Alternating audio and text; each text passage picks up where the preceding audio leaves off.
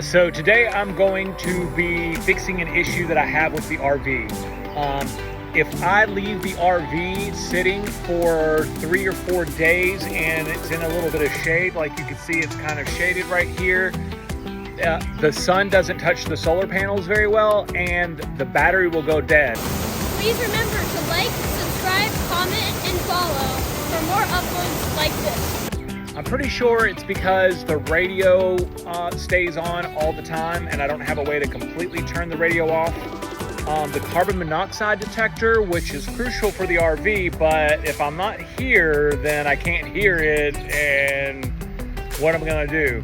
I've also had a scenario where I've accidentally left a light on in the bathroom and that has drained the battery after a couple days. The water pump has stayed on. I don't think there's a leak, but yeah, long story short, the RV goes dead after about 4 days unless it's in direct sunlight. If it's in direct sunlight, the solar panel keeps the batteries topped all the way up, no problem. But it's little things like us RVers know I have a light on the tongue that if I put it on in the middle of like the morning and I walk away from it and forget to turn it off, and it's not in direct sunlight, that light on there, unfortunately, after a couple days, I leave, I come back, that light has, even though it's a little light, just to be able to see, to hook the RV up and take it down, it will drain the battery. So let me show you what my idea is. I pulled the hot wire up a little bit. I've got lots of slack in it. They left me like 2 foot of slack. And if we take the battery box top off, you can see lots of cable to the red wire, which is the hot wire for the entire RV.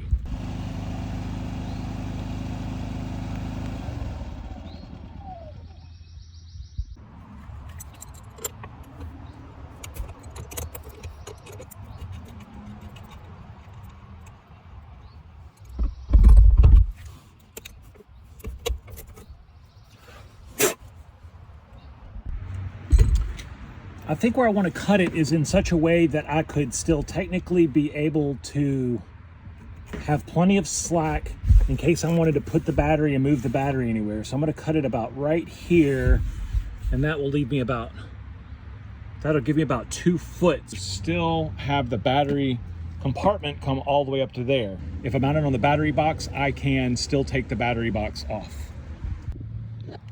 Oh, the point of no return.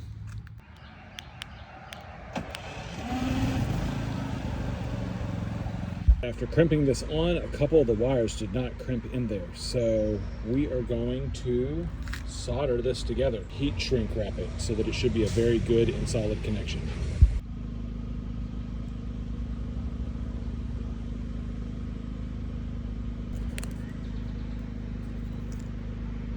Let's heat shrink wrap it.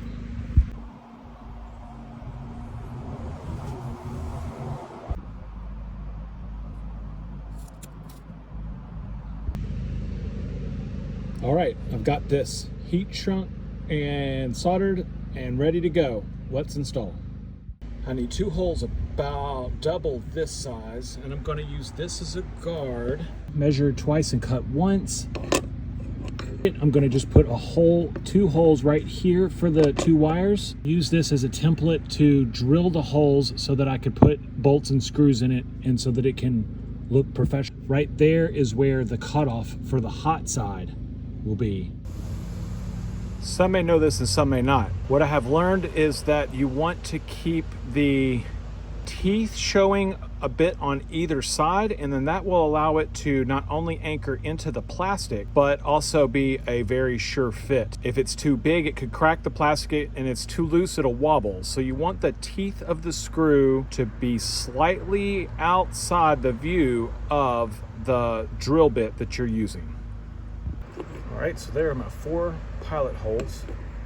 And I gave myself a tiny bit of room over here. Even though it's flush, I want it to be, a good form factor fit all the way around. Per the instructions, it looks like battery 1 is connected to the outboard. And I could see here that it's pointing to B1 versus B2. So I'm gonna use B1. B1 is on this left-hand side. the post is actually B1 on this side, and so one side's kind of towards me and the other side's kind of up and to the left.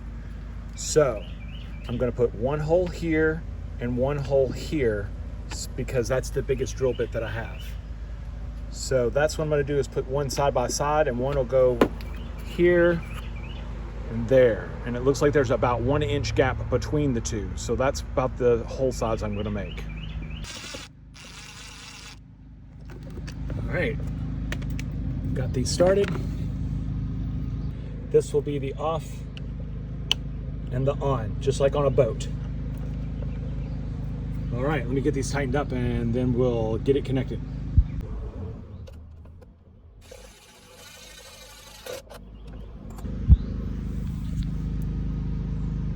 All right.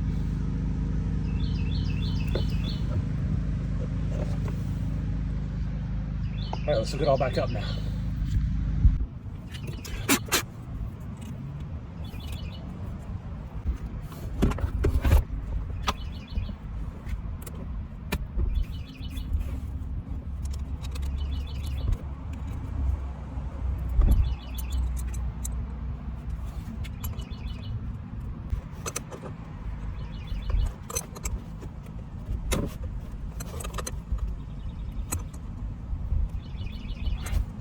Guys, I leave the fridge open when I'm not using it because, well, I don't want it to mildew, so I turn the fridge off. But I turned the fan and that light on, so they are on, but you can see that they're off.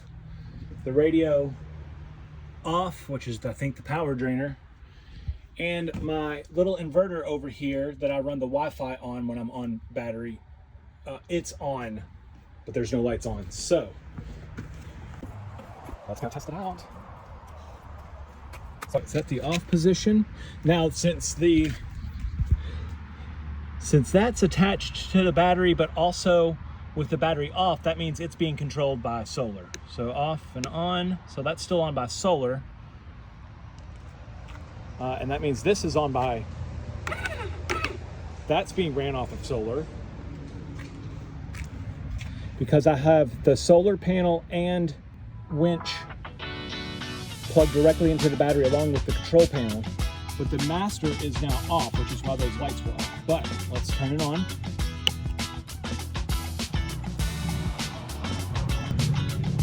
Oh yeah, there it is. Fans on, lights on. Inverter says my main battery's only half full, which checks out. Means that the water pump is on and the battery level is half. And now when I go and I leave the RV, I come over here or the other side, turn this to off. Yeah, not draining my battery. Lights off, inverters off. Success, guys.